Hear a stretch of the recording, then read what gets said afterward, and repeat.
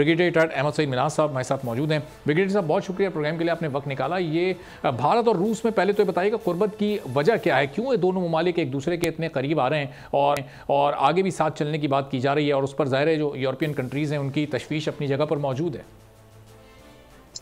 देखिए, इंडिया और रशिया के ताल्लुकात जो हैं सन 1951 से हैं और बड़े टाइम टेस्टेड हैं। उनका सारा जो मिलिट्री इक्विपमेंट है, या दूसरा जो वहाँ पे इंडियन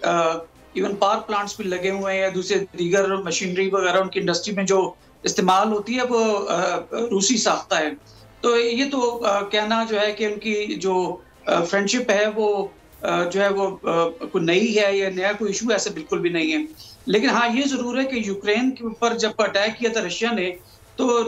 इंडिया ने न्यूट्रल होने का एक सिग्नल दिया था इंटरनेशनल लेवल के ऊपर, और कहा था कि ये हम न्यूट्रल हैं और जो कुछ भी यहाँ पे हो रहा है हम उसके जो है ना उसके अच्छे में ना बुरे में हैं। तो बेसिकली एक किस्म की उसने साइड ली थी यूरोपियन यूनियन या यूके की, और दैट मैटर यूनाइटेड स्टेट्स की या नेटो की जो फोर्सेस की, जो उसका तो ओपिनियन था। लेकिन हालिया दिनों के अंदर चूंकि इंडियंस बुरी तरह एक्सपोज हुए हैं इंटरनेशनल अरीना के अंदर, स्पेशली खालिस्तान की लीडरशिप जो कत्ल उन्होंने की है वहाँ पे कनाडा में, और फिर एक स्टिंग ऑपरेशन के जरिए CIA के एहलकारों ने रॉक एजेंट्स को पकड़ा न्यूयॉर्क में, तो उससे खातर ख्वाह जो है एक सेटबैक मिला इंडियन और अमेरिकन और फॉर दैट मैटर जो आपके यूरोपियन यूनियन के साथ उनके ताल्लुकात थे। इसी सिलसिले में जो भी इंडियन रिपब्लिक डे आ रहा है फरवरी के अंदर, उसमें जो बाइडन जो है वो एक्सपेक्टेड थे कि वो विजिट करेंगे इंडिया का, लेकिन इसी जो रॉ की या स्टेट स्पॉन्सर्ड टेररिज्म के जो एक धब्बा लगा इंडिया को, जो कि प्रूव हुआ, तो उस सिलसिले में उन्होंने अपना विजिट भी कैंसिल किया था। तो अभी एक इंडिया ने एक किस्म की इसको काउंटर चाल चली है, और 25 दिसंबर से लेके अब तक जो है वो जयशंकर साहब जो इंडिया के फॉरेन मिनिस्टर हैं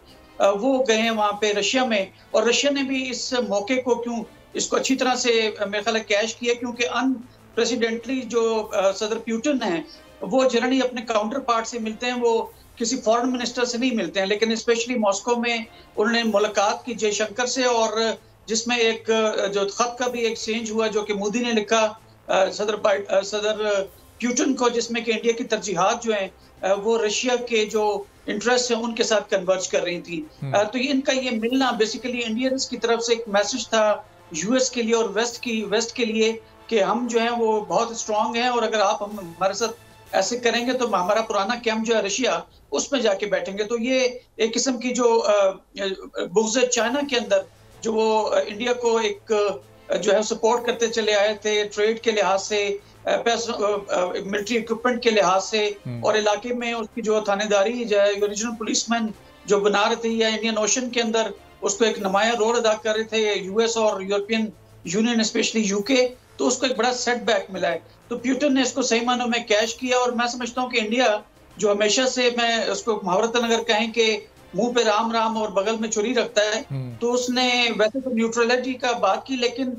जब बात की वहां पे फॉरेन मिनिस्टर के साथ मुश्तरका प्रेस कॉन्फ्रेंस मॉस्को में, तो उसने कहा कि दुनिया चेंज हो रही है, इकोनॉमी ने भी चेंज होना है, और सबसे इंपॉर्टेंट बात की कि वर्ल्ड ऑर्डर ने भी चेंज होना है। अब वर्ल्ड ऑर्डर के मतलब है कि डायरेक्टली थ्रेटनिंग स्टेटमेंट उसने यूनाइटेड स्टेट्स की जो एक इसका सोल सुपर पावर की सो कॉल्ड दो की उसमें डिबेट हो सकती है, लेकिन उसकी जो स्टेटस है उसको एक किस्म का चैलेंज किया, और कहा कि मल्टीलैटरल ये दुनिया है, और रशिया को आपने सुनना पड़ेगा। और इसके साथ साथ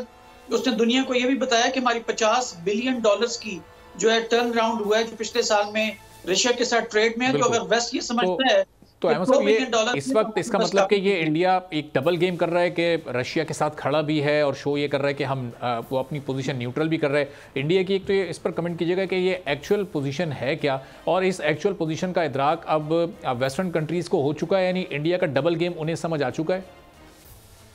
देखिए, इंडिया हमेशा से डबल गेम करता है। उसके जो फॉरेन मिनिस्टर जयशंकर हैं वो बड़े मंजे हुए फॉरेन मिनिस्टर हैं, जो कि फॉरेन सेक्रेटरी भी उनके रहे हैं, तो वो तो इंडिया हमेशा अपने इंटरेस्ट को जो है प्ले करता है। अभी पिछले तकरीबन 2010 से लेके अब तक जिस तरह से US ने खास करके इंडिया की सपोर्ट की है financially, militarily, diplomatically, politically, international forums के ऊपर, तो इंडिया जो है उसका खातर ख्वाह एक स्टेटस बन गया दुनिया के जो है एक फोरम के ऊपर, एक चेस बोर्ड के ऊपर। तो अब वो एज ए लीवरेज यूज कर रहा है अपने रिलेशंस को रशिया के साथ,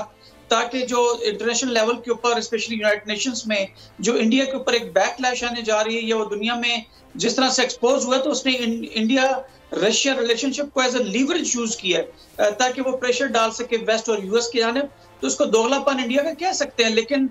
वो सही मानों में कहा जाता है कि डिप्लोमेसी के अंदर जो है वो आपके इंटरेस्ट कॉमन होते हैं, आपकी फ्रेंडशिप कॉमन नहीं होती है, वो परमानेंट नहीं होती, इंटरेस्ट कॉमन होते हैं, ये परमानेंट होते हैं। तो इंडिया सही मानों में चूंकि अब स्ट्रांग हो चुका है अपने फाइनेंशियली मिलिटरीली, तो अब वो अपने रंग असल दिखा रहा है। और मैं समझता हूँ कि